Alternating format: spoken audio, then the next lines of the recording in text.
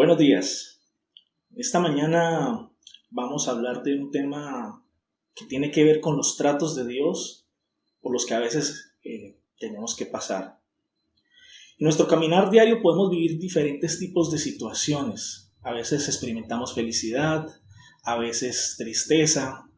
En ocasiones estamos tranquilos, en ocasiones estamos preocupados. Sufrimos, reímos, lloramos, disfrutamos. A veces ganamos, a veces perdemos, a veces cumplimos sueños, a veces nos frustramos porque las cosas no salen como nosotros queremos. La vida de las personas está marcada por distintas épocas, como la niñez, la adolescencia, la edad adulta, la vejez. Pero también vivimos tiempos de escasez, tiempos de abundancia, tiempos de soledad, tiempos de compañía. El día de hoy vamos a hacer un énfasis especial en esos tiempos difíciles que en ocasiones tenemos que atravesar. La idea es que aprendamos a entender qué trato de Dios puede estar ocurriendo detrás de esa época, porque no todos los tiempos difíciles que en ocasiones atravesamos son un castigo de Dios.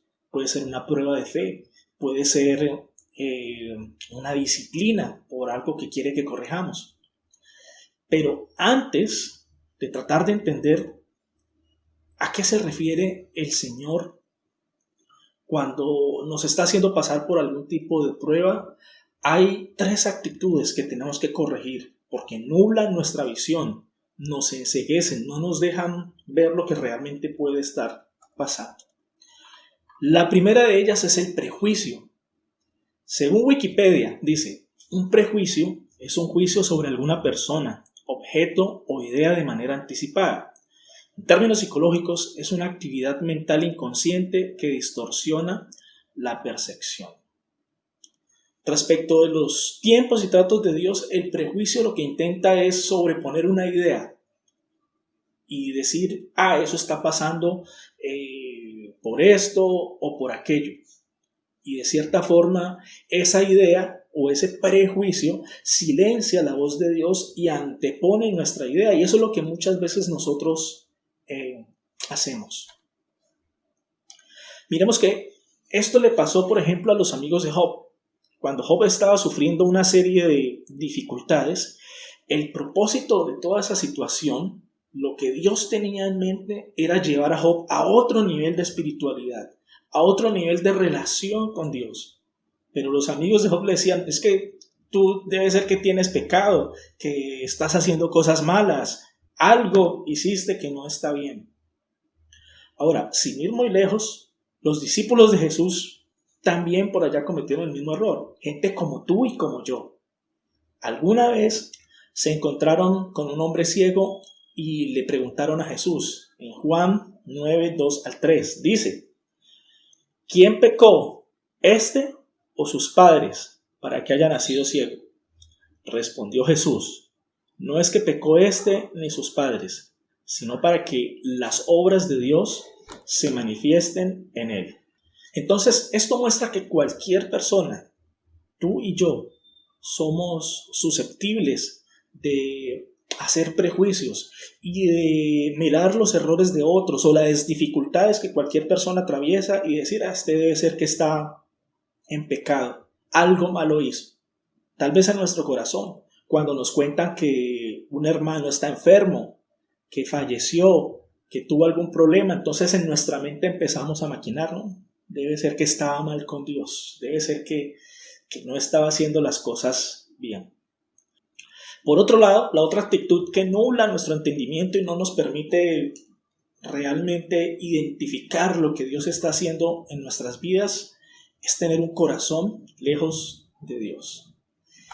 Y hay un caso en la Biblia, en Mateo 15, del 7 al 9, dice, hipócritas, le dijo Jesús a los fariseos, bien profetizó de vosotros Isaías cuando dijo, este pueblo de labios me honra, mas su corazón está lejos de mí, pues en vano me honran, enseñando como doctrinas mandamientos de hombres.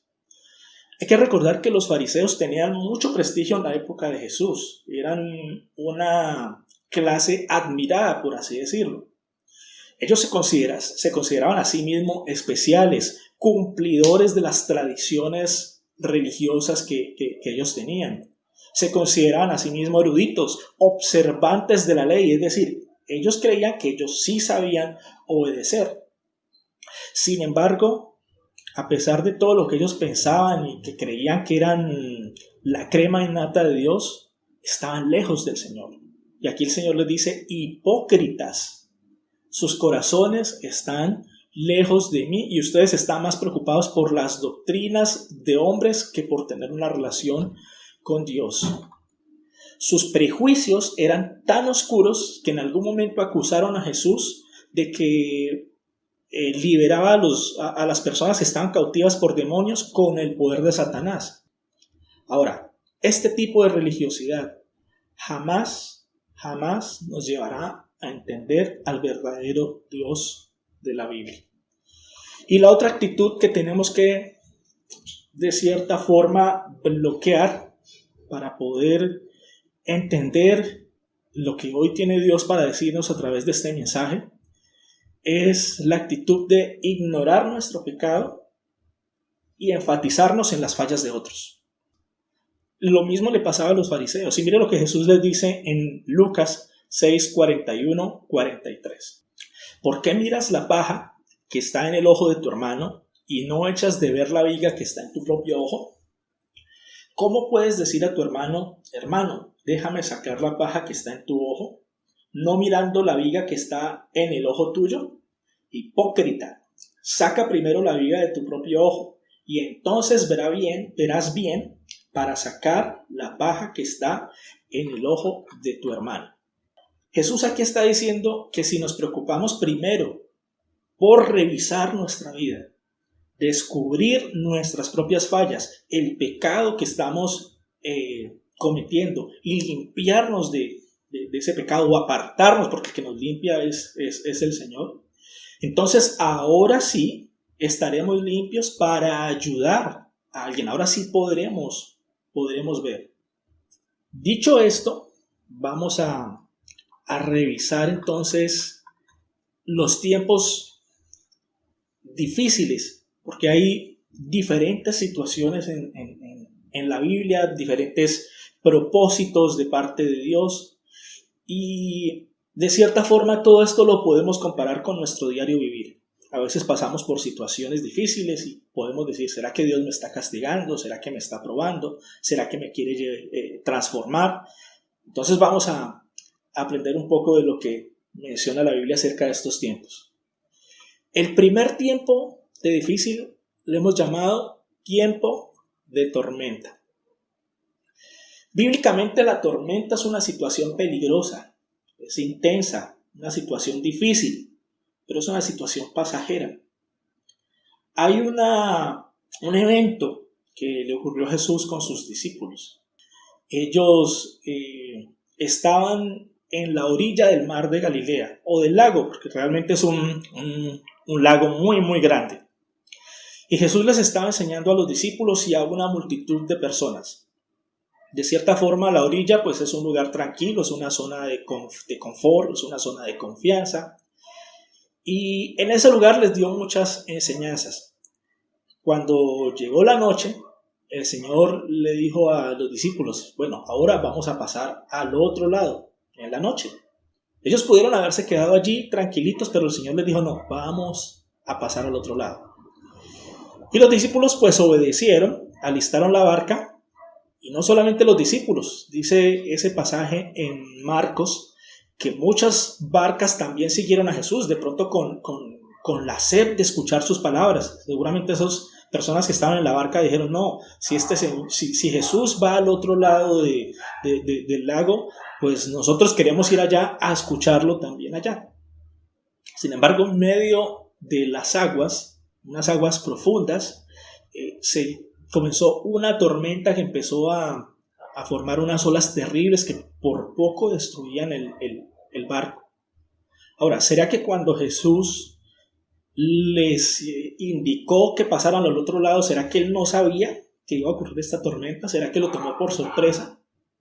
¿O justamente era parte del plan de su enseñanza? En la orilla Les dio la teoría, pero la práctica iba a ocurrir en medio de las aguas. En la orilla, ellos dependían de ellos mismos. Cualquier situación de problema, pues estaban en tierra firme y podían salir corriendo y defenderse ellos mismos.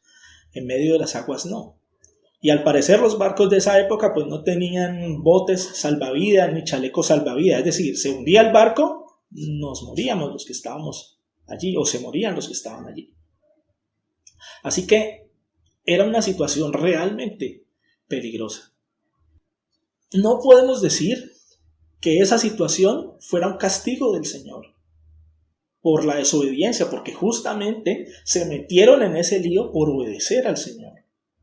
El Señor los condujo a esa situación por su obediencia. Tal vez ellos hubieran desobedecido y se quedan en la orilla, pues no les tocaba vivir esa situación. Pero a pesar de que la situación es peligrosa y riesgosa, había una bendición detrás de. El Señor estaba probando su fe. Les estaba ayudando a que conocieran realmente qué había en su corazón. Tal vez en la orilla ellos decían, como nosotros, a todo lo que dice la palabra, amén, así es. Pero es cuando viene un tiempo difícil cuando nosotros realmente descubrimos si es que tenemos fe y confiamos en el Señor. Finalmente, ¿cómo salieron ellos de esa situación? ¿Cómo fue que la tormenta se acabó? ¿Cómo fue que pasó esta situación? La Biblia lo dice. Ellos buscaron al Señor, a Jesús, y Jesús reprendió a la tormenta. Es decir, cuando estamos en una situación de prueba, que el Señor está probando nuestra fe, la forma de salir de ahí es buscando al Señor y confiando en Él. Ahora, los discípulos se rajaron en el examen de fe, porque el Señor les dijo ustedes tienen poca fe, porque estaban aterrorizados y fallaron. Pero aún así fue fiel el Señor y no permitió que el barco realmente se hundiera, simplemente les permitió descubrir que había un problema de fe en su interior. Quizás tú y yo, como seguidores del Señor, jamás diremos abiertamente que Jesús no es confiable. Tal vez nunca lo digamos, lo expresemos con nuestros labios, ni nos lo expresemos a nosotros mismos en nuestra mente. Pero seguramente muchas veces con nuestras actitudes le hemos gritado al Señor que no confiamos en Él. Le hemos dicho, tú no eres confiable. Muchas veces. Es por esta razón que Dios nos prueba. No para Él darse cuenta cómo estamos, porque Él ya lo sabe. En las pruebas somos nosotros los que descubrimos cómo anda nuestro corazón, cómo anda nuestra fe, cómo anda nuestra confianza en el Señor. En teoría, todos los creyentes confiamos en el Señor. Pero en los momentos de peligro, en los malos momentos, es cuando se manifiesta lo que realmente somos. En algunas situaciones difíciles, es posible que la reverencia que muchos creyentes tienen hacia Dios se vaya y ya no lo respeten como al Señor y lo tratan como si fuera un ser perverso. Lo cuestionan o le piden explicaciones como si Él fuera igual a nosotros. A veces, como creyentes, tal vez nosotros podemos caer en situaciones así. ¿Cuántos de nosotros en algún momento nos hemos enojado con Dios porque algo salió mal? Muchas veces, en lo profundo de nuestro ser, negamos su bondad, negamos que Él es bueno, pensamos como que Él es malo, como que solamente es un Dios castigador y nos olvidamos de que Él es misericordioso y que Él es bueno. Y también somos olvidadizos, porque a veces cuando llegan situaciones malas, nos olvidamos que en otras situaciones malas que también vivimos, el Señor con su poder y con su misericordia nos libró. Muy bien, pero el tiempo de tormenta no siempre es un tiempo de prueba. Resulta que en la Biblia hay otra tormenta que le pasó a Jonás. Si ustedes recuerdan, en la historia, en el libro de Jonás, Dios le puso una misión. Él debía ir a una nación pagana a mencionarles que Dios iba a destruirlos. Era una nación peligrosa, era gente perversa, mala, la gente de Nínive. Y Jonás por miedo, por pereza o porque simplemente no quiso, dijo, no, ese plan no es conmigo. Dios le habló muy claramente, él entendió que fue el Señor el que lo iba a mandar allá y él quiso huir. Y tomó se fue para el puerto, tomó una barca y dijo, yo me voy. Y le dijo a los del barco, es que estoy huyendo del Señor. ¿Y qué pasó en medio del mar? Pues tremenda tormenta. ¿Estaba probando su fe el Señor? No, de ninguna manera. El Señor quería corregir su rumbo. Jonás sabía que él estaba huyendo del Señor, que estaba huyendo del propósito de lo que Dios le mostró que debía hacer. Así que ahí no era una prueba de fe. No era cuestión que Jonás creyera y tuviera fe en la confianza del Señor. No, Jonás debía arrepentirse y rectificar su rumbo. Miren lo que dice la Biblia. En Jonás 1, 15, 16. Entonces los marineros tomaron a Jonás y lo lanzaron al mar embravecido, y al instante se detuvo la tempestad. Los marineros quedaron asombrados del gran poder del Señor y le ofrecieron un sacrificio y prometieron servirle.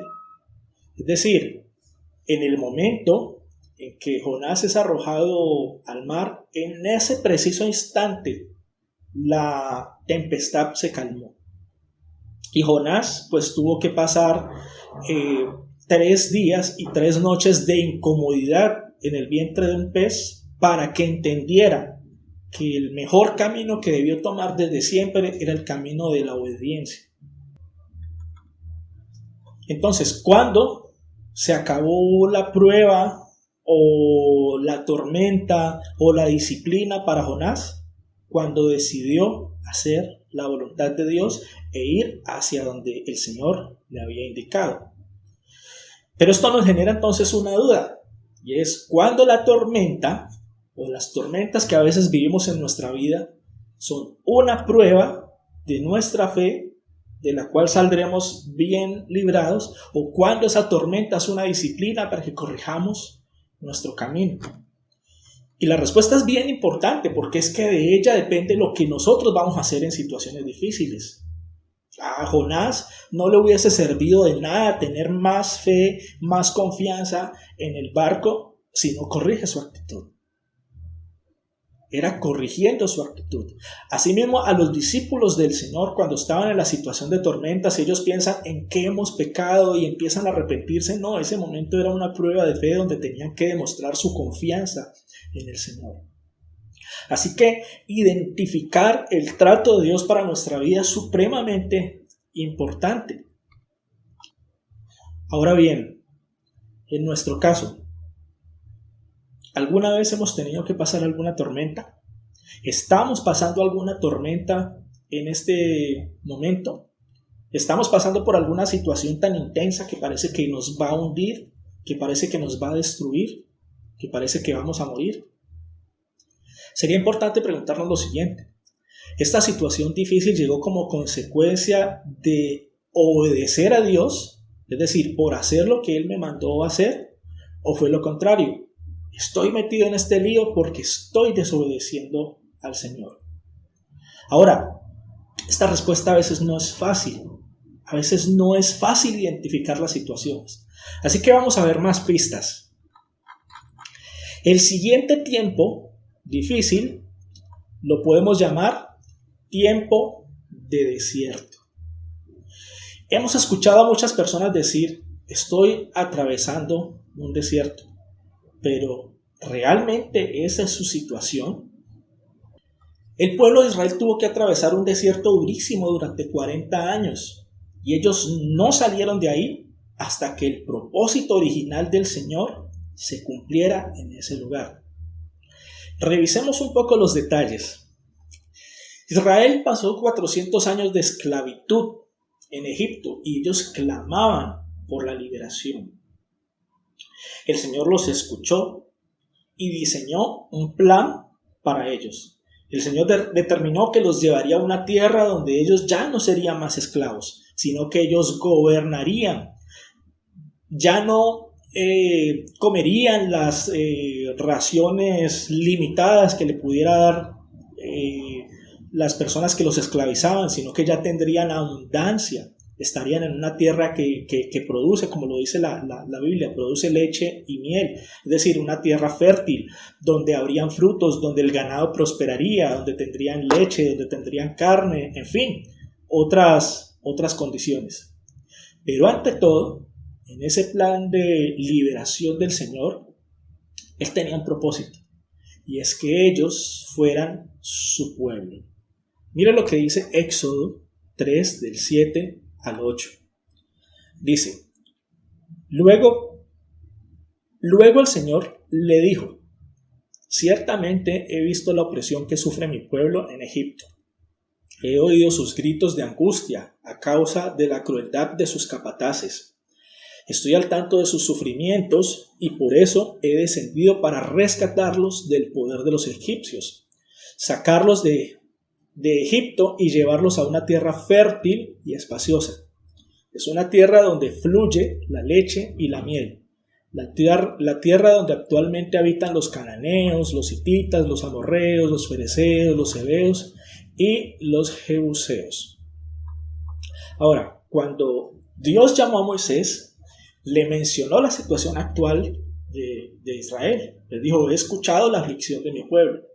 Y le mencionó la situación futura, es decir, la tierra a donde iba a llevarlos. Pero no les dijo el cómo.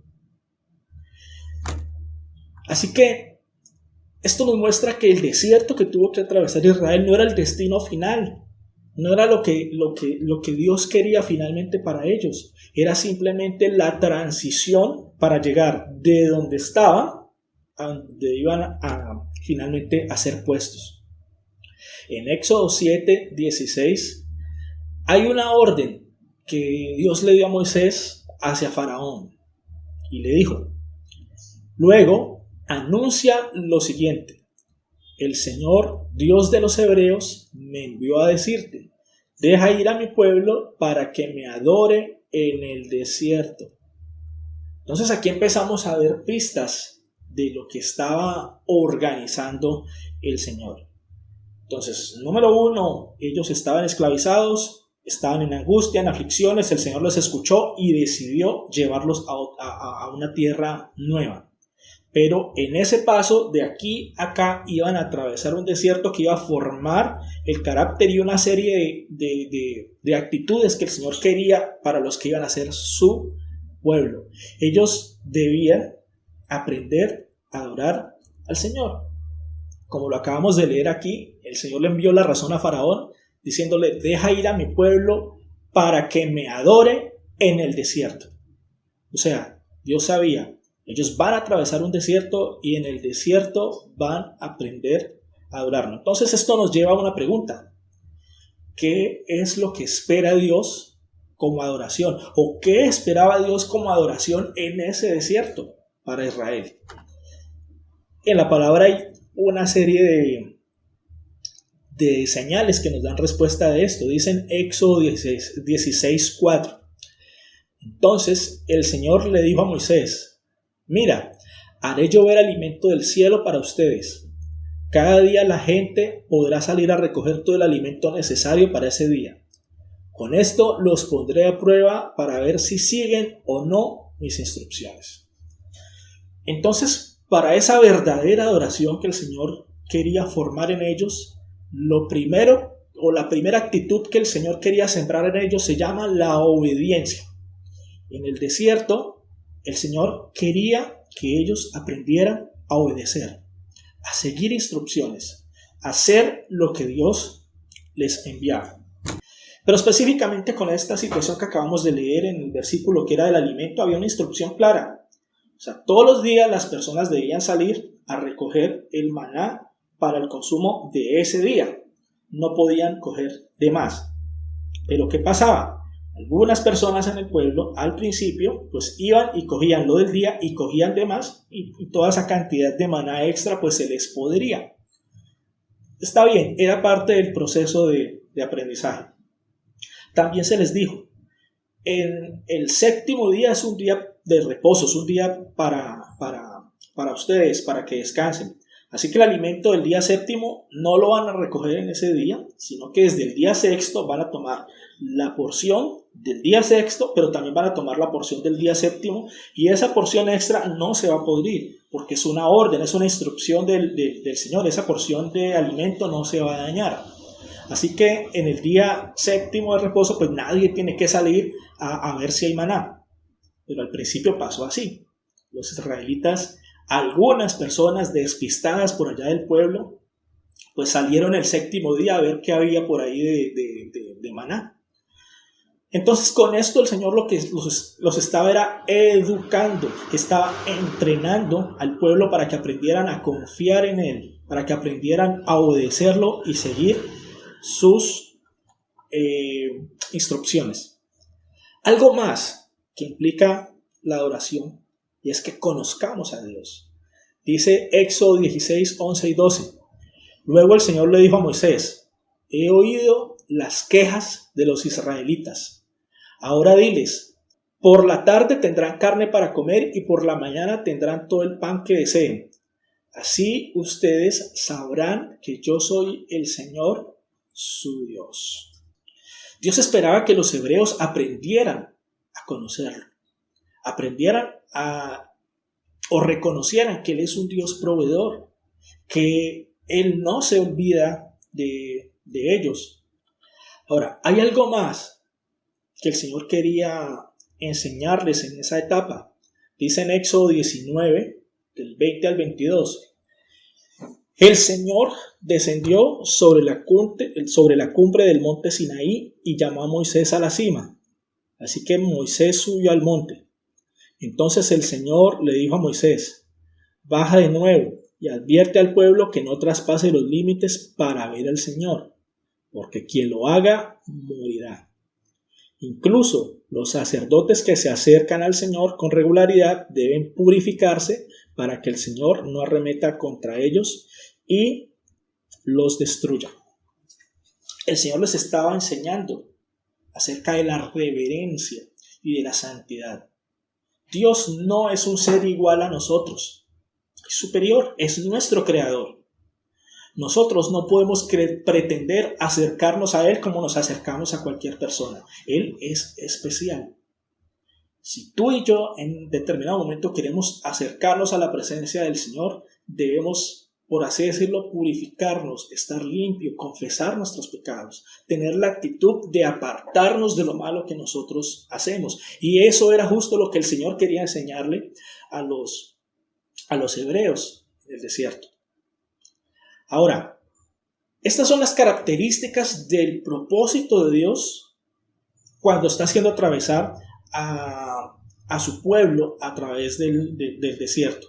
Es una transición para llevarlos de un estado a otro, pero en medio de esa transición hay unas cosas que deben aprender: obediencia, conocer a Dios, reverencia, santidad y todas las actitudes que necesitamos para tener una vida de intimidad o de relación con el Señor. Entonces aquí viene la pregunta: ¿te ha llevado Dios a algún desierto? ¿Estás atravesando en este momento un desierto? Recuerda, el desierto es una transición. Tampoco podemos decir que Dios metió a los judíos al desierto por castigo, por rebeldía. No, todo lo contrario. Hicieron todo lo que se les dijo en Egipto para ser liberados y fueron a un lugar donde su carácter iba a ser probado. No era un tiempo fácil, era un tiempo supremamente complejo, pero con la adecuada confianza en el Señor iba a ser un tiempo maravilloso. Ellos no tenían que sembrar, no podían, en el desierto no podían sembrar. Sin embargo, el Señor los alimentaba, le daba agua, les daba carne, maná. Los guiaba, dice la Biblia que una nube los cubría en el día para que el sol pues no los devastara, no los quemara. Entonces, aunque las condiciones del desierto no son cómodas, es cuando más se manifiesta el poder de Dios en nuestra vida. Entonces pregunta: ¿realmente estás atravesando un desierto? ¿Realmente Dios te tiene en una etapa de transición donde está cambiando, reestructurando lo que está pasando con tu vida? Quizás en algún momento estabas viviendo una situación de esclavitud y no te das cuenta. Quizás eras esclavo sin saberlo y sufrías en silencio, como a veces nos pasa, que nos acostumbramos a las situaciones difíciles y nos quedamos viviendo así de por vida. Tal vez eras esclavo de tu trabajo y no tenías vida. Salías en la mañana, llegabas tarde en la noche y no había vida para tu familia, no había un espacio para relacionarte con el Señor. Tal vez eras esclavo de un negocio, un proyecto que empezaste y que trabajabas en él. O tal vez había alguna esclavitud en una relación tóxica. Tal vez estabas viviendo situaciones injustas, alguien te agredía continuamente, no te daban el dinero justo de algún negocio, de algún trabajo. Quizás eras esclavo del entretenimiento, de los bares, de la rumba, del alcohol, de las mujeres, de las drogas, del pecado. La Biblia dice, o Jesús enseñó, todo aquel que peca es esclavo del pecado. Y hay diversos pecados que a veces nos esclavizan. Todos pecamos, de cierta forma, todos somos pecadores, pero hay pecados de los que podemos ser susceptibles y de los que no podemos escapar y en los que caemos una y otra vez y esto distorsiona nuestra vida, de cierta forma daña el plan que el Señor tiene para nosotros. Así que es posible que el Señor te haya sacado de esa situación y te tenga en un desierto para poder generar en ti la actitud necesaria para llevarte a la libertad que Él quiera darte. Ahora, es posible que el Señor te haya llevado a un desierto porque vivías una vida carente de sentido y en ausencia de Dios. O simplemente te haya llevado ahí porque te amó y te escogió para transformar tu vida y mostrar lo que Él era capaz de hacer en ti. Si esta es tu situación, si actualmente estás viviendo un desierto, hay una muy, muy buena noticia. Y es que el Señor no te va a abandonar en el desierto. El Señor no te va a abandonar. Por el contrario, te va a cuidar y te va a mostrar su poder como nunca antes lo hayas visto. Eso sí, tendrás que aprender a adorarlo. Tendrás que aprender a depender de Él. Tendrás que aprender a ser agradecido. Deberás dejarte guiar. Tendrás que aprender a obedecerlo. Ahora, también hay una advertencia, porque el desierto es peligroso. No todos los israelitas que salieron de Egipto pudieron llegar a esa tierra prometida. Muchos se quedaron, muchos murieron en el desierto.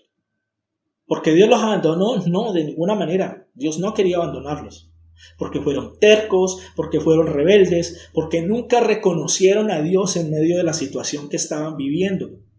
No fueron agradecidos, sino que todo el tiempo estaban pensando en ellos y nunca pensaron en Dios. Todo el tiempo iban de queja en queja y así se la pasaban. Así que no valoraron lo que el Señor hizo por ellos. Bien, hay otro tiempo, saliendo ya del desierto. Hay otro tiempo que podemos llamar tiempo de sequía. Y esta sí que es una disciplina de parte del Señor. El tiempo de sequía lo vemos en la Biblia con Israel, cuando ya estaban establecidos en la tierra prometida. Ellos ya estaban en el lugar donde Dios había definido que quería bendecirlos, la tierra fértil, la que fluía leche y miel. Pero Dios tuvo que evitar que la lluvia llegara porque ellos aprendieron en esa tierra fértil y en ese tiempo de bendición a confiar en las cosas que tenían. Es decir, cuando estaban en el desierto, algunos sabían que dependían del Señor y se mantenían firmes con Él. Pero cuando ya llegaron a ese lugar donde había provisión abundante, de cierta forma como que dijeron, ya no necesitamos a Dios, y se empezaron a alejar de Él. Miremos lo que dice Nehemías 9, del 24 al 26. Dice: entraron y tomaron posesión de la tierra. Tú sometiste naciones enteras delante de ellos. Hasta los cananeos que habitan en esa tierra se sintieron impotentes. Tu pueblo pudo hacer lo que quiso con esas naciones y con sus reyes. Nuestros antepasados conquistaron ciudades fortificadas y tierras fértiles. Se apoderaron de casas llenas de cosas buenas, con cisternas ya cavadas y viñedos y olivares, además de frutales en abundancia. De modo que comieron hasta saciarse y engordaron y disfrutaron de todas tus bendiciones. Sin embargo, a pesar de todo esto, fueron desobedientes y se rebelaron contra ti. Dieron la espalda a tu ley, mataron a tus profetas, quienes les advertían que volvieran a ti, y cometieron terribles blasfemias. Los israelitas llegaron al lugar de abundancia que el Señor había preparado para ellos. Disfrutaron de grandes bendiciones, pero se olvidaron de Dios. Ahora, cuando los hijos de Dios se alejan de Él, Él no se va a quedar con los brazos cruzados. Él no va a decir, bueno, ya llegaron a la bendición que les di, ya la tomaron, se olvidaron de mí, ahora viven como si no me conocieran, entonces yo los dejo tranquilos, que disfruten. No, las cosas con el Señor no son así.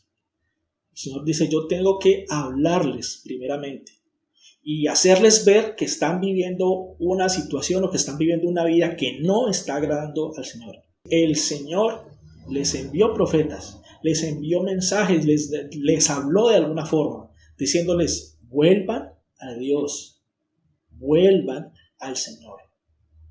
Pero como no obedecieron, entonces Dios tuvo que pasar al siguiente paso, que era la disciplina. Dice el profeta Jeremías en el capítulo 14, en el versículo 1. Jeremías recibió este mensaje del Señor que explica por qué detuvo la lluvia. Ahora en el versículo 13. Los nobles envían a sus sirvientes a buscar agua, pero los pozos están secos. Confundidos y desesperados, los siervos regresan con sus cántaros vacíos y con sus cabezas cubiertas en señal de dolor. En el 4. El suelo está reseco y agrietado por falta de lluvia. Los agricultores están profundamente angustiados. Ellos también se cubren la cabeza. En el 10. Así que el Señor dice a su pueblo, a ustedes les encanta andar lejos de mí y no se han contenido. Por lo tanto, no los aceptaré más como mi pueblo. Ahora les recordaré todas sus maldades y los castigaré por sus pecados. Aquí vemos que a pesar de que ellos estaban en una tierra fértil, a pesar de que estaban en un lugar, por así decirlo, que era el lugar de la bendición, otra vez estaban pasando necesidad. Ya no estaban en el desierto, ya no era una época donde Dios estuviera formando su carácter, no, ellos ya sabían exactamente cómo y qué hacer para adorar a Dios, pero no lo estaban haciendo. Así que el Señor ya no los metió más en una escuela para enseñarles, sino que los está disciplinando para que literalmente corrijan su forma de actuar. Eso era lo que ellos tenían que hacer para poder salir de esa situación. Ahora, de acuerdo a esta característica de este tiempo difícil, tiempo de sequía, ¿estamos pasando en este momento por algún tiempo de sequía? ¿Estás pasando por alguna situación que podríamos decir que es producto de tu desobediencia hacia el Señor? A veces no nos damos cuenta. A veces vivimos la vida queriendo ignorar a Dios y pecamos contra Él y decimos Dios nos perdona y Dios nos perdona. Y claro, Dios nos perdona, pero utilizará los medios que Él quiera, que Él escoja, los medios que tiene a disposición para corregir nuestro camino. Porque Él quiere hacer de nosotros, de sus hijos, una nación santa. Y todos en un momento dado hemos sido disciplinados por el Señor. Los que somos sus hijos conocemos esa mano amorosa, pero también conocemos esa mano de justicia. Y sabemos que estar lejos de Dios no trae cosas agradables. Ahora, si estás pasando por una situación difícil, podría parecerse a un tiempo de sequía. Analicemos algo. ¿Será que Dios te dio la bendición que tú tanto le pedías y después la echaste a perder? ¿Será que Dios te dio el trabajo que tanto le pediste, el que tú soñaste, pero una vez recibiste ese trabajo, te volviste un esclavo de ese trabajo y te olvidaste de Dios?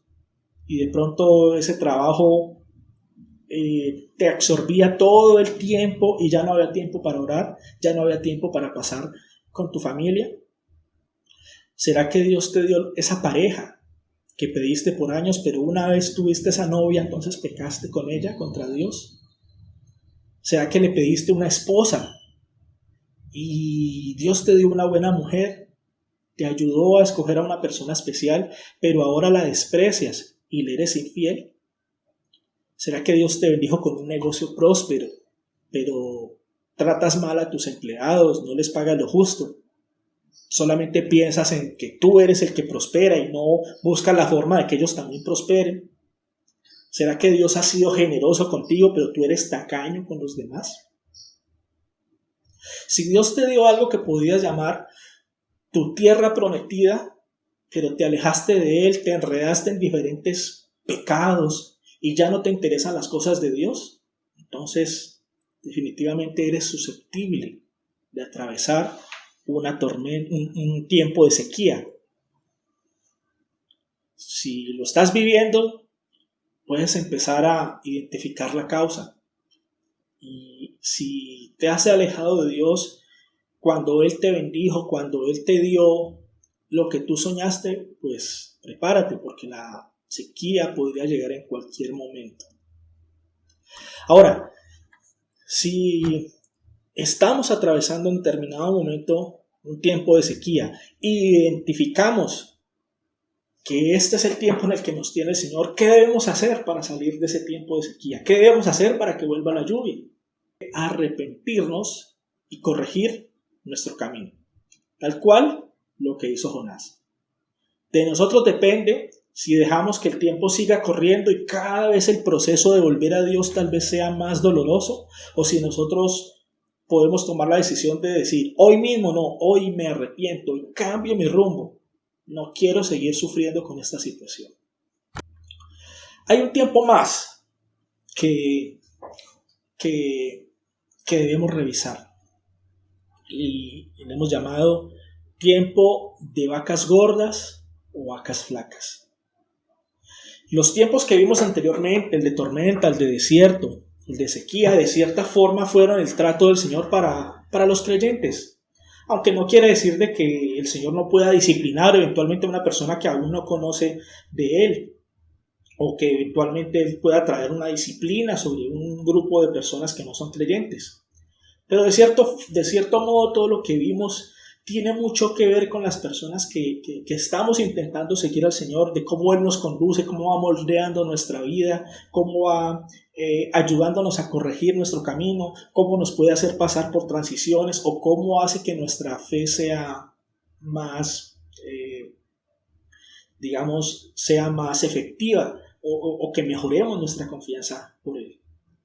Pero este tiempo de vacas gordas o vacas flacas afecta a todo el mundo, a toda una sociedad. En particular en la Biblia lo vemos con José, cuando el faraón soñó este tema de las vacas gordas y las vacas flacas. Y aquí hay un mensaje especial del Señor. Es que a veces como creyentes pensamos que Dios solamente está interesado en nosotros y que no escucha a nadie más. No. El Señor, el Dios de Israel, que en ese entonces Israel ya era un pueblo pequeño en esa época, o sea, era una familia prácticamente, pues no le mostró los tiempos de vacas gordas y vacas flacas a los hebreos. Se lo mostró a una nación poderosa, a una nación pagana, podríamos decirlo, porque adoraban a otros dioses. Y aún así el Señor le dio un sueño a un incrédulo, pero utilizó a un hombre fiel, que fue José, para interpretar ese sueño. Dice la Biblia en Génesis 41, 28, 32. Esto sucederá tal como lo he descrito, pues Dios ha revelado de antemano al faraón lo que está por hacer. Los próximos 7 años serán un periodo de gran prosperidad en toda la tierra de Egipto, pero después llegarán 7 años de hambre tan intensa que hará olvidar toda esa prosperidad de Egipto. El hambre destruirá la tierra. La hambruna será tan grave que borrará hasta el recuerdo de los años buenos. El haber tenido 2 sueños similares significa que esos acontecimientos fueron decretados por Dios y Él hará que ocurran pronto. No es correcto expresar o definir o calificar los tiempos de vacas gordas o vacas flacas en términos de castigo, de disciplina o desierto. No tienen nada que ver. Simplemente Dios, como soberano, decretó algo que afectaba a toda una sociedad, a toda una nación y las naciones de alrededor.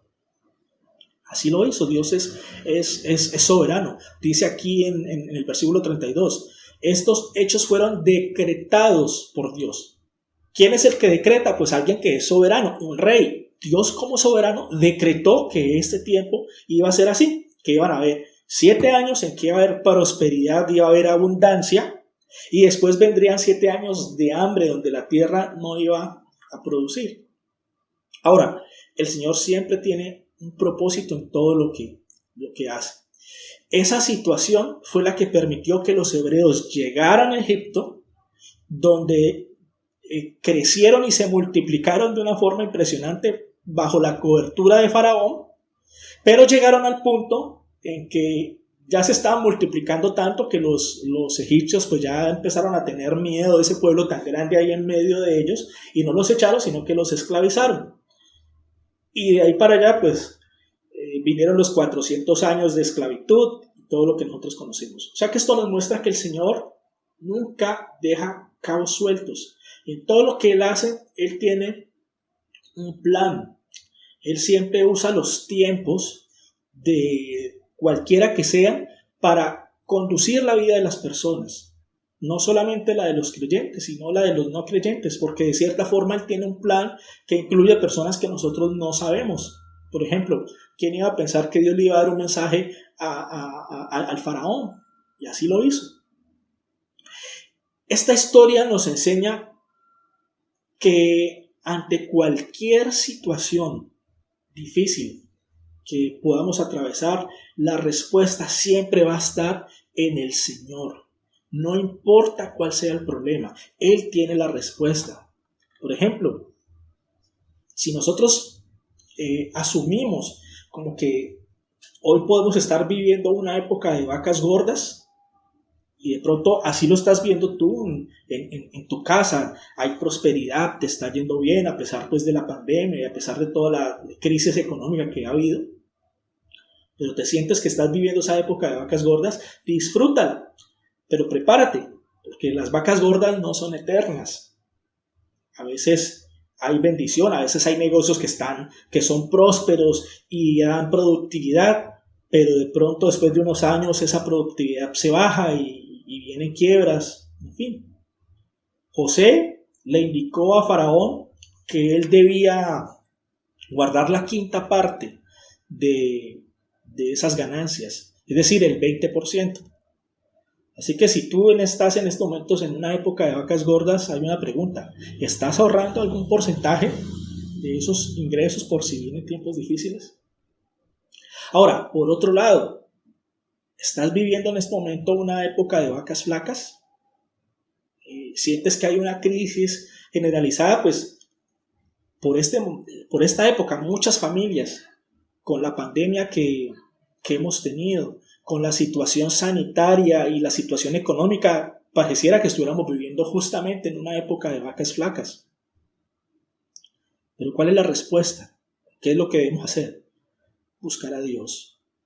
cuando la época de vacas flacas llegó, Dios, con 7 años de antelación, ya había preparado la provisión que Israel o que los hebreos iban a necesitar.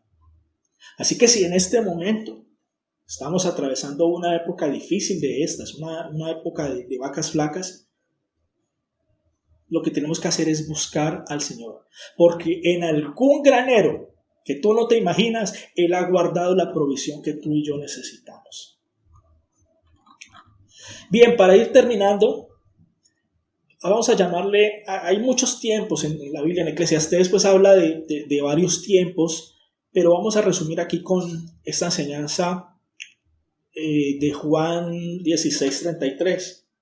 Y a este último tiempo vamos a llamarle tiempo de animarse y confiar en Dios. Dice Juan 16:33, les he dicho todo lo anterior para que en mí tengan paz. Aquí en el mundo tendrán muchas pruebas y tristeza, pero anímense, porque yo he vencido al mundo. El Señor advirtió que mientras estemos en este mundo, tendremos que atravesar tiempos de prueba y tristeza. El hecho de convertirnos en creyentes no nos excluye de esta realidad. Muchas veces nos enfrentaremos a situaciones tristes justamente por hacer la voluntad de Dios. Por ejemplo, el Señor nos dio una orden que nosotros debíamos ir y predicar el Evangelio, es decir, enseñarle a otros todas aquellas cosas, todas aquellas enseñanzas que Él dio, y debemos hacer discípulos, es decir, tomar a personas y conducirlas por el camino que hemos sido conducidos nosotros.